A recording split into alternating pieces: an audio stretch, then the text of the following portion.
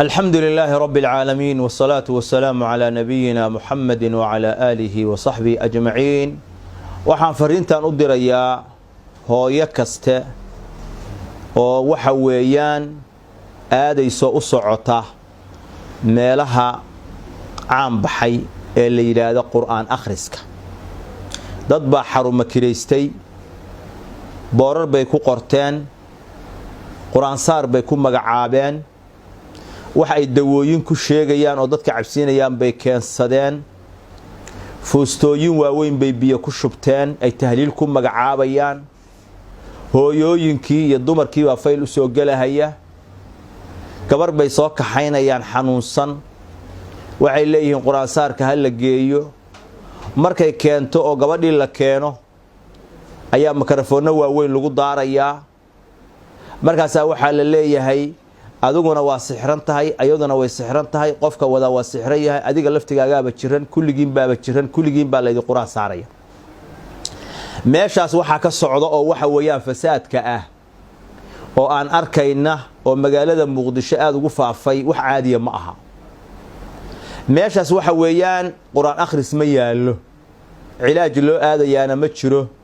dad business iyo ganacsi u furtay, ummadda xoolahooda raba inay ku qaataan bilbaatil, biyo ku rushaynahaya. waxay akhrinahayaan maantoo dhan haddaad dhegaysatid wax qur'aan ah ay ku yar yihiin, sixir iyo wax la mida ay ku hayaan. qur'aankii googoynayo oo ku talaacubaya oo ku ciyaaraya. dumarkii ajnabiga ahaa fariyaradooda qabanahaya oo ku dhagahaya oo taabanaya. qayladhaan iyo buuq waxa weeyaan iyo sawaxan ka dhacahaya. qaar ka mida waxaan arkay oo fara badan, markay wax akhrinahayaan dumarkii oo dhan ayaa wada ilmaynaya oo safka ku jiray, oo wada ooyahaya oo isruxahaya.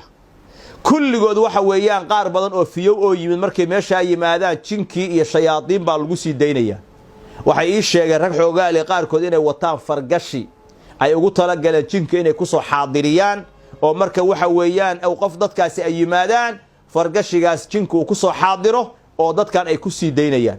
markaasay caamadii waxay moodayaan oo leeyihiin siduu dumarka dhan uga ilmaysiiyey, siduu uga oohiyey soo arki maysid, waa nin jinku uu ka baqa weeye. waa been iyo khuraafaad weeye. yaan lacag lagaaga qaadan, waqtina ha ku luminin. hooyada adigu qur-aanka ku akhri, adigu qur-aanka isku akhri, gabadhaada adigu qur-aan saar, adigu adkaarta akhriso, ilaahay ka magan gal. meeshaas waxa weeyaan fasaadka yaalla caadi maaha.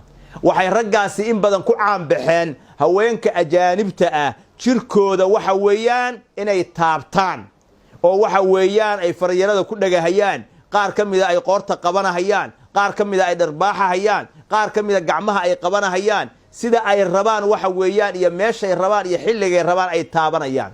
waxaa ka dhaca goobahaas kashful cawra, gabadhi intay rafato oo jin lagu sii daayo lagu diro in cawradeeda ay faydanto. ninka daawanayo wax ku akhrinaya uu yahay nin ajnabi ka ah.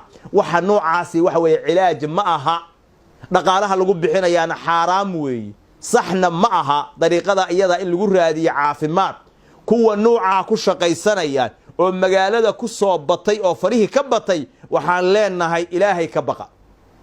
dadka beentaa u sheegaysaan ilaahay uga baqa. risqi xalaala meel kale ka raadsada. dadka muslimiinta ah oo xanuunsan oo idiin imaanahaya ha lugoynina. qaar ka mida waxay qorahayaan daawo dhireed ay qorayaan baa jirta, oo ay leeyihiin dawadaan iyo dawadaan isticmaal, lacag aad u fara badan buu ka siinahayaa. dawadaasi waxaa laga yaabaa qofkaasi khatar, noloshiisa khatar gelisa inay ku keento, waayo wax la yaqaano oo la tajrubeeyey oo aqoon loo leeyahay ma aha. qaar ka midii biyahan ay ku akhrinayaan waxaa laga yaabaa biyaha laftigooda waxa lagu akhriyay sixir inuu yahay baa dhici karta, oo waxa weeyaan wax lagu kalsoon yahay ma aha. dadkii waxaa arkaysaa habeen iyo maalin waa kusii socdaan.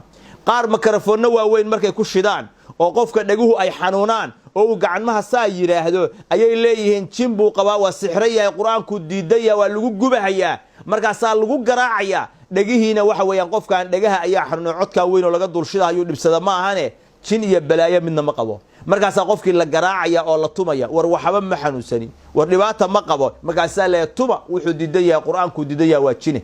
walaalayaal, waxa noocaasoo waddankeena ku faafay oo magaalada ku faafay oo culummadu ay ka digeen in badan, gobollada sidoo kale aad looga digo, culummo badan ay ka hadleen.